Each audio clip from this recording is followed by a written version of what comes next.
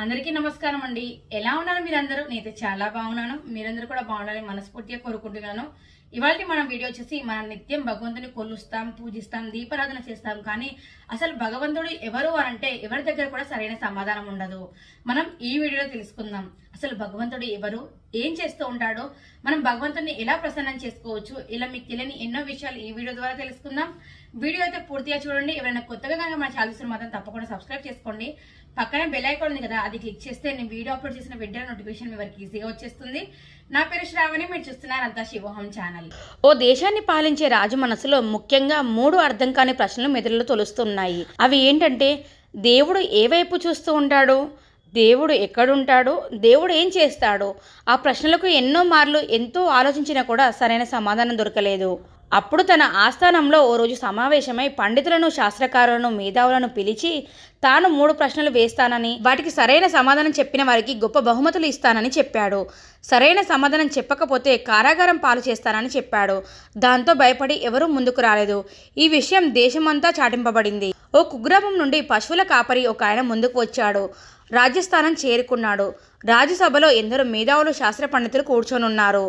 పశువుల కాపరి రాజుగారి మొదటి ప్రశ్నకు సమాధానం చెప్పబోయే ముందు రాజుకో విషయం నిర్దేశం చేశాడు. చెప్పేవాడు గురువు, వినేవాడు శిష్యుడు. గురువు పైన ఉండాలి, శిష్యుడు కింద ఉండాలి అని కండిషన్ పెట్టాడు. దానికి రాజు అంగీకరించి సింహాసనం నుండి కిందికి దిగాడు. పశువుల కాపరి సింహాసనం అధిష్ఠించాడు. మహారాజా, ఇప్పుడు అడగండి మీ 3 ప్రశ్నలు అన్నాడు పశువుల కాపరి. మొదటి ప్రశ్న, దేవుడు ఏ వైపు చూస్తూ ఉంటాడో దీనికి జవాబు చెప్పండి అని అన్నాడు రాజు. వెంటనే ఒక దీపాన్ని తెప్పించమన్నాడు గురుస్థానంలో ఉన్న పశువుల కాపరి. దీపాన్ని తెచ్చి సభ మధ్యలో పెట్టారు. మహారాజా, ఈ దీపం ఎక్కడ చూస్తుంది?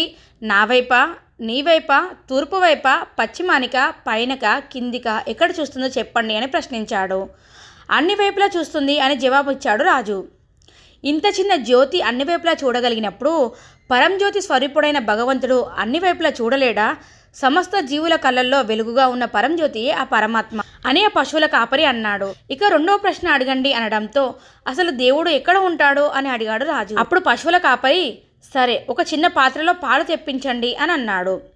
పాలు తెచ్చారు. మహారాజా, ఈ పాలలో నెయ్యి ఎక్కడ ఉందో చెప్పగలవా అని అడిగాడు. అప్పుడు రాజు, పాలను బాగా మరగపెట్టాలి, వాటిని తోడు మజ్జిగ కలిపి కొన్ని గంటలు కదలకుండా ఉంచాలి.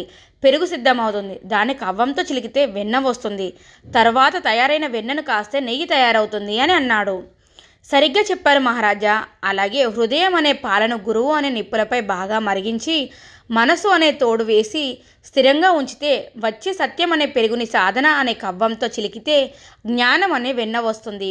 ఆ సాధన అంతర్ముఖం అనే నిప్పులపై బాగా కాచినట్లయితే పరమాత్మ అనే నెయ్యి వస్తుంది అన్నాడు ఆ కాపరి. సభలో హర్షధ్వనాలు వినిపించసాగాయి.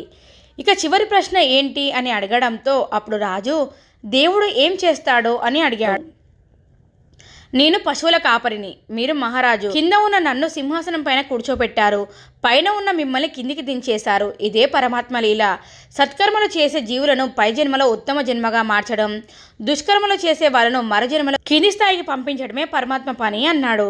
సభలో గంభీర వాతావరణం నెలకొంది. రాజు పశువుల కాపరి ముందు పాదాభివందనం చేశాడు. పశువుల కాపరి రూపంలో వచ్చిన పరమాత్మ తాను ఎటు నుంచి వచ్చాడో అటు నుంచే వెళ్ళిపోయాడు. చూసారు కదండి వీడియో, మీకు ఎలా అనిపించింది? దేవుడు ఏ వైపు చూస్తాడు, దేవుడు అసలు ఎక్కడుంటాడు, దేవుడు ఏం చేస్తాడు, ఇలా ఈ ప్రశ్నలకు జవాబు అయితే మీకు దొరికిందని నేను అనుకుంటున్నాను. మీకు ఈ వీడియో ఎలా అనిపించింది ఏంటి అని నాకు కింద కామెంట్ చేయండి.